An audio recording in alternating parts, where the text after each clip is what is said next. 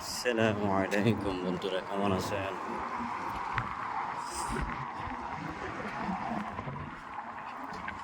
এখন কুয়েতের রাস্তাগুলো কত সুন্দর, চওড়া। অনেক গাড়ি এখান থেকে চলতে পারে, অনেকগুলো গাড়ি এখানে একসাথে যেতে পারে। এখন রাস্তাগুলো অনেক চওড়া, আর আমাদের দেশের রাস্তা অনেক চিকন, একটা দুইটা গাড়ি ক্রস করতে পারে না। অনেক চওড়া। রাতে 3টা বাজে এখন, অথচ মনে হচ্ছে দিনের আলো, মনে হয় এখনো দিন, এরকম মনে হচ্ছে।